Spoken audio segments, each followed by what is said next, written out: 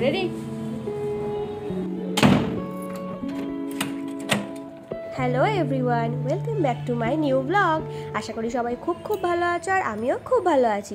তো আমার আগের ব্লগটাতে তোমরা দেখেছো আমরা কি করেছি, আর আজ হচ্ছে আমাদের হরিদ্বারের প্রথম সকাল। তো আমরা সকাল সকাল সবাই রেডি হয়ে বেরিয়ে গেছি, আর কোথায় যাচ্ছি কি করছি সারাদিন সেটাই তোমাদেরকে দেখাবো। তো চলো আপাতত গাড়িতে ওঠা যাক। कहाँ जा रहे हैं हम लोग? ফ্যামিলির সাথে ঘুরতে যাওয়ার ব্যাপারটা একটু অন্যরকম, তাই কি না? তো আমরা সবাই সকাল সকাল রেডি হয়ে বেরিয়ে গেছি দেবপ্রয়াগের উদ্দেশ্যে। তো খুবই একটা আশা নিয়ে বেরিয়েছি, কারণ অনেক দিনের ইচ্ছা ছিল দেবপ্রয়াগে যাব। কেদারনাথ তো যেতে পারছি না এবছর, তো দেবপ্রয়াগে যাওয়ার খুবই ইচ্ছা ছিল। তো সবাই ভীষণ এক্সাইটেড, আর আশা করব আমার এই পুরো ব্লগটা তোমরা দেখবে, আর তোমাদেরকেও আমার এই ব্লগের থ্রুতে আমি পুরো আমার ট্যুরটাকে অনুভব করাবো। আর ব্লগটা এই কারণে আরো পুরো দেখতে বললাম, কারণ ব্লগের শেষে তোমাদের কিছু টিপস দিই। প্রথম সকালে তোমাদের সবাইকে অনেক অনেক অনেক স্বাগত। সকালে যেতে পেরেছি 9:30টার দিকে, তো কারোরই ব্রেকফাস্ট করা হয়নি। তো আমরা রাস্তাতে যেতে যেতে একটা রেস্টুরেন্টে দাঁড়িয়েছি একটু ব্রেকফাস্ট করে নেওয়ার জন্য। তো ঘড়িতে এখন প্রায় 10:30। খিদেতে সবারই পেট চোচো করছে, আর আমরা বেশ খানিকটা পথ এগিয়ে এসেছি, তাই আর না খেলেই নয়, তাই সবাই এসে পড়লাম খাওয়ার জন্য। তো আপাতত মা এখানে সেলফি তুলছে। মায়ের এটা ফার্স্ট পাহাড় ট্যুর বলে কথা, সেলফি তো বানতা হ্যায় বস। তো যাই হোক, সবাই এখানে এসে অনেকটা পথ এসছে, তো হাত মুখ ধুয়ে ফ্রেশ হয়ে বেশ ঠান্ডা ঠান্ডা এখানটায় রেস্টুরেন্টের ভেতরেও। তো আমরা এখানে বসে পড়েছি, ঝটপট খাবার অর্ডার করে দিয়েছি, আর খাবারও এসে গেছে। তো গরমা গরম খাবার সার্ভ করে দিচ্ছে। তো চলো ঝটপট খেয়ে নিই, বেশি দেরি করবো না, কারণ আজকে অনেক জায়গায় যাওয়ার আছে। জানি না পুরোটা কভার করতে পারবো কি না, তো তাও আমরা চেষ্টা করব। যেহেতু আমাদের সাথে অনেক বয়স্করাও আছে, তো তাদের হাঁটতে সমস্যা হচ্ছে বলে আমাদের পুরো ব্যাপারটা কভার করতে একটু টাইম লেগে যাচ্ছে। তো ঠিক আছে, ওদের নিয়ে এসেছি ওদেরকে আনন্দ দেবো বলেই, তো যতটা পারবো ততটাই কভার করব। চলো কথা না বাড়িয়ে ঝটপট খাবারটা খেয়ে নিই।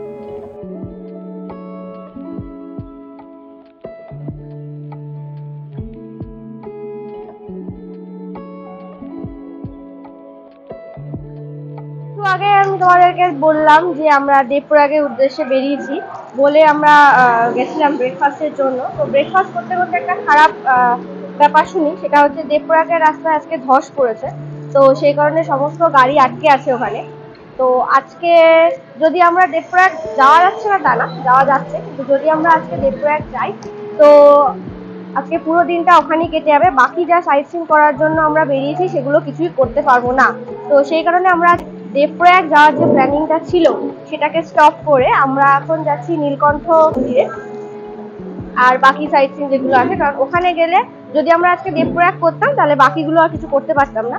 তো সেই কারণে ওটাকে বন্ধ রেখে বাকিগুলো করছি। চেষ্টা করব কালকে যদি দেরাদুন যাওয়ার পথে দেবপ্রয়াগটা হয় তো খুব ভালো, রাস্তা ঠিক হয়ে যায়, যদি করতে পারি তো খুব ভালো, আর যদি না হয় তাহলে আমাদের ব্যাড লাক, কিছু করার নেই। তো চলো, যা হবে ভগবান যেটা চাইবে সেটাই, যেখানে যাচ্ছি আনন্দ করে যাই, আর বাকিটা তোমরা দেখতে থাকো।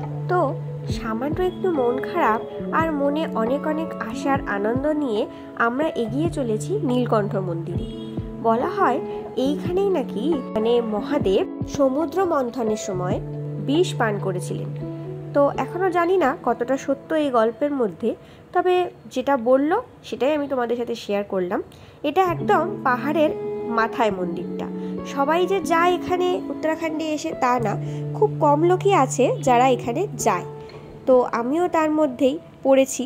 প্রবল জলস্রোত দেখতে দেখতে আমরা চলেছি পাহাড়ের সেই চূড়া। ले लीजिए, नहीं तो गाड़ी आगे जाएगा। पूजा प्रसाद ले लीजिए यहाँ से।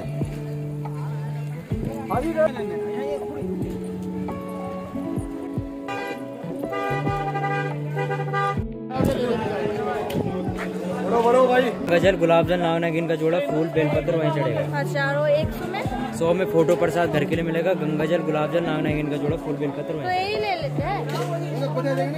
आपका दुकान का नाम क्या है? हिमालय प्रसाद भंडार। हिमालय प्रसाद भंडार। और आपका नाम बताओ। তো আমরা সবাই এক একটা পুজোর ডালা নিয়ে এবারে বাবার মন্দিরে এগিয়ে চলেছি পুজো দেওয়ার জন্য। সবাই এখানে জুতো খুলে গঙ্গা জলে হাত ধুয়ে রেডি হয়ে গেছি মন্দিরে প্রবেশ করার জন্য। আমি আগে থেকেই জিজ্ঞাসা করে নিয়েছিলাম যে মন্দিরে ফোন বা ক্যামেরা অ্যালাউ আছে কিনা। তো ওরা আমাকে জানালো যে মন্দিরে ফোন নিয়ে গেলে কোনো প্রবলেম নেই, তাই আমি ভাবলাম শ্যুটটা করতেই পারবো আর তোমাদেরকেও দেখাতে পারবো যে মন্দিরটা কীরকম।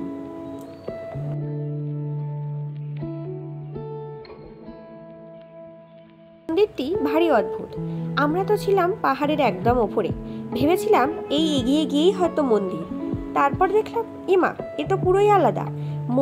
পাহাড়ের গা বেয়ে সিঁড়ি নেমে গেছে পাহাড়ের নিচে নামার জন্য।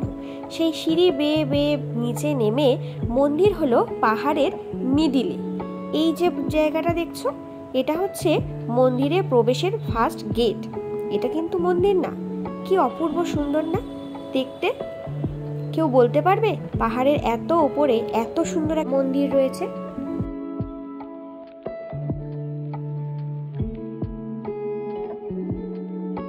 মন্দিরে ঢোকার মুখেই এখানে খুব সুন্দর একটা সমুদ্র মন্থনের চিত্র দেওয়া আছে, মানে মূর্তি বানানো আছে। পুরো সমুদ্র মন্থনের যে ঘটনাটা পুরো মূর্তি করে করে ওটাকে সাজানো।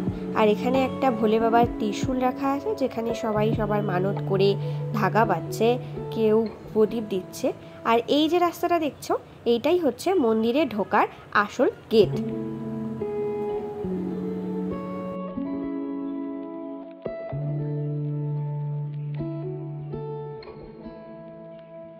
তো মন্দিরের ভিতরে বিবাহিতদের মাথায় কাপড় ছাড়া প্রবেশ নিষেধ। তো আমিও রীতিমতো মাথায় একটু ঘুমটা দিয়ে দিলাম। আর এই দেখে আমার বড় আমার সাথে একটু খুনসুটি করতে শুরু করে দিল। এতক্ষণ তো সব বেশ ঠিকই যাচ্ছিল, কিন্তু মন্দিরে প্রবেশ করতেই একজন পুরোহিত চিৎকার করে করে বলছিলেন যে মন্দিরের ভেতরে কোনো রকম ছবি তোলা যাবে না। তো সেটা শুনে একটু ভয়ই লাগছিল যে ফোনটা কেড়ে না নেয়।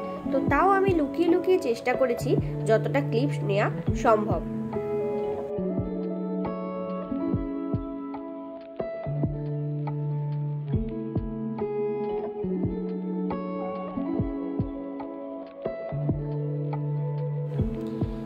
তো আমি তাও চেষ্টা করেছি লুকিয়ে লুকিয়ে যতটা ক্লিপ নেওয়া সম্ভব তোমাদের জন্য নেওয়ার।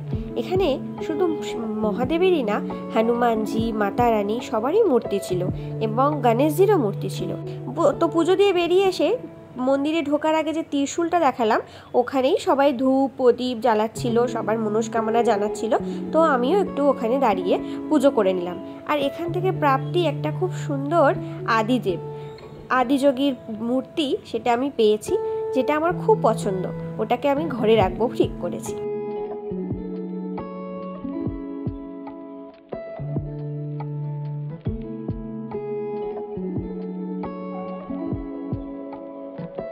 নীলকণ্ঠ মন্দিরে পুজো দেওয়া কমপ্লিট হয়ে গেছে। আর হরিদ্বারের সব থেকে যেটা ভালো লাগছে, এখানকার মানুষজনের ব্যবহার ভীষণ ভালো। এখানে আছে দোকানদার থেকে ড্রাইভার বা আশেপাশের মানুষজন ভীষণ ভালো। আর এই নীলকণ্ঠ মন্দিরের মেন যে ব্যাপারটা, সেটা হচ্ছে এখানে কথিত আছে যে ভগবান শিব এই স্থানে, মানে যে মন্দিরে আমরা গেছিলাম, পুরোটা শ্যুট করতে পারিনি কারণ ভেতরে ক্যামেরা অ্যালাউ করছিল না। ভগবান শিব এই মন্দিরেই বিষ পান করছিল। তো সেটারই দর্শন করার জন্য আমরা এতটা উঁচুতে উঠে এসেছিলাম। বাকি এটা আমাদের প্ল্যানিংয়ে ছিল না, ঋষিকেশটা প্ল্যানিংয়ে ছিল যে আর এখানে আসি। আর এখানে না আসলে সত্যি এত সুন্দর একটা জিনিস দেখতে পেতাম না। খুবই সুন্দর, মন্দিরটাও খুব সুন্দর, যেটা আমি দেখাতে পারিনি। তো আমি যে দোকানটা তোমাদেরকে দেখালাম, তো তোমরা যদি কেউ এই মন্দিরে আসো তো অবশ্যই ওদের দোকান থেকে প্রসাদ নিতে পারো। ওদের ব্যবহার ভীষণ ভালো। আর এই ছোট্ট ভাইটাটাও খুবই ভালো, খুব ভালো। প্রথম দিকে একটু লজ্জা পাচ্ছিল ইন্ট্রো দিতে, কিন্তু খুব ভালো। আর ওদের দোকানের নামটাও বলে দিয়েছে। তো তোমরা যদি কেউ আসো তো অবশ্যই ওদের দোকান থেকে প্রসাদ নিয়ে ভগবানকে দিতে পারো।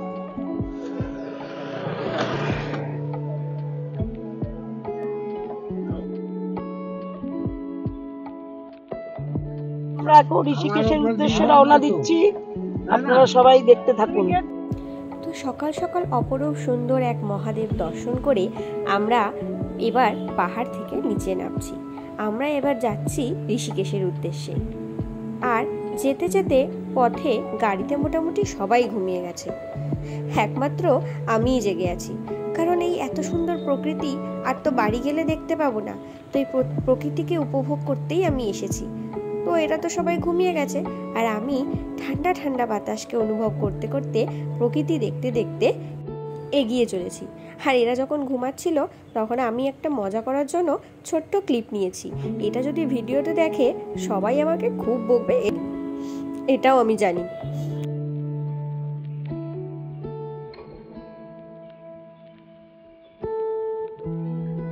তো বেশ খানিকটা পথ অতিক্রম করে বিকেল 4টে নাগাদ আমরা এসে পড়েছি ঋষিকেশে। আর এই গঙ্গা দেখেই তোমরা নিশ্চয়ই বুঝতে পারছো, এই হলো সেই গঙ্গা যা ঋষিকেশে সেই মহাপ্রলয় সৃষ্টি করেছিল। কিন্তু সেই রুদ্র মূর্তি ধারণ করা গঙ্গাকে এখন কি অপরূপ সুন্দর লাগছে। আর বাইরে তো বেশ গরম এখন, তো গঙ্গার এই ঠান্ডা ঠান্ডা জল যেই পায়ে স্পর্শ হলো না, উফ, এক আলাদাই শান্তি লাগলো। আর চোখ দুটো যেন জুড়িয়ে গেল গঙ্গার এই প্রবল স্রোত দেখে। কি অপরূপ সুন্দর লাগছে, তাই না? তো আমরাও একে একে গঙ্গার জলে হাত মুখ ধুয়ে কিছুক্ষণ পা ডুবিয়ে বসে থাকলাম। এত শান্তি লাগছিল যেটা বলার না। আর একটু ফটোশুটও করে নিলাম সবাই সবার মতো।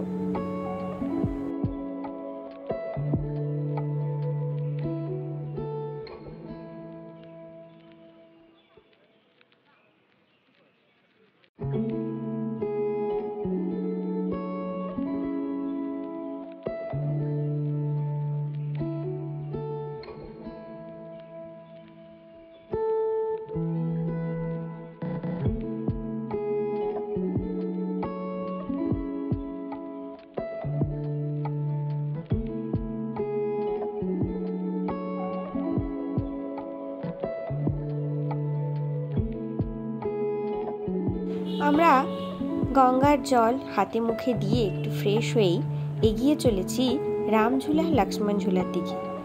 লক্ষ্মণ ঝুলাতে কাজ হচ্ছে তাই ওটা বন্ধ, তাই আমরা রামঝুলাতেই উঠেছিলাম। কিন্তু রামঝুলাতে উঠে 1-2 পা যাওয়ার পরেই আমার বিভৎস মাথা ঘুরছিল, তাই আমি আর এগাতে পারলাম না। যেহেতু বেশ বেলা হয়েছে, প্রায় 4:30-5টা বাজতে যায়, এখনো অবধি কারোর দুপুরের খাওয়া হয়নি।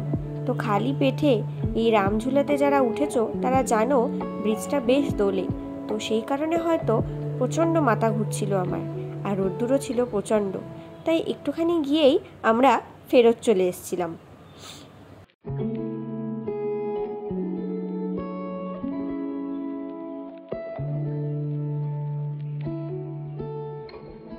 তো রামঝুলা দেখে ফিরতে ফিরতে প্রায় সন্ধে হব। আর এদিকেও ভজন কীর্তন শুরু হয়ে গেছে।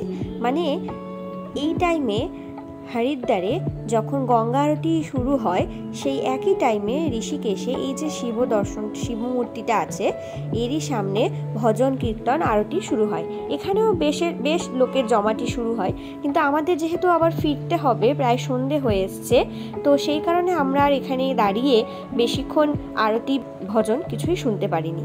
তাই আমরা একটুখানি দাঁড়িয়ে জাস্ট কয়েকটা ছবি তুলে একটু ভিডিও ক্লিপ নিয়েই আমরা এগিয়ে চলেছি এবার হোটেলের উদ্দেশ্যে। আজ তো আর বেশি কিছু দেখা হলো না, কারণ প্রথমেই আমাদের যাত্রাপথে ব্যাঘাত ঘটলো, তাই মনটা সকাল থেকে একটু খারাপ ছিল। তাই ঋষিকেশ আর নীলকণ্ঠ মন্দির ঘুরেই আমরা বেরিয়ে পড়েছি। আজ আমি তোমাদের উদ্দেশ্যে বলবো, যারা হরিদ্বার ঘুরতে আসার প্ল্যান করছো বা হরিদ্বার, দেরাদুন, মুসৌরি ঘুরতে আসার প্ল্যান করছো, তারা কিভাবে ঘুরতে আসার প্ল্যানিংটা করবে। আমি যখন প্ল্যানিং করেছিলাম আমার কাছে অতটা আইডিয়া ছিল না, তাই আমি হরিদ্বারে 3 দিন স্টে করেছিলাম। তো সত্যি বলতে হরিদ্বারে 3 দিন স্টে করার কোনো প্রয়োজন নেই। তোমরা চাইলে যেদিনকে হরিদ্বার পৌঁছাচ্ছ সেই দিন যদি সকাল সকাল পৌঁছে যাও, তাহলে সেই দিনই মনসা দেবীর যে টেম্পলটা আছে সেটা ঘুরে বিকেলে গঙ্গা আরতি দেখে হোটেলে স্টে করলে, পরের দিন সকাল সকাল বেরিয়ে ঋষিকেশ ঘুরে তোমরা ডিরেক্ট দেরাদুন পৌঁছাতে পারো, আর ওই দিনই দেরাদুন গিয়ে স্টে করতে পারো। আর সাথে যদি কোনো বয়স্ক মানুষ থাকে তাহলে আমি বলবো মনসা দেবী মন্দির বা চণ্ডী দেবী মন্দির এই দুটোকে স্কিপ করে যেতে। তোমরা গঙ্গা আরতি দেখে পরের দিন ঋষিকেশ ঘুরে ডিরেক্ট দেরাদুন পৌঁছাতে পারো। আজকের ব্লগটা আমি এখানেই শেষ করছি। সবাই খুব ভালো থাকবে, দেখা হচ্ছে পরের ব্লগে।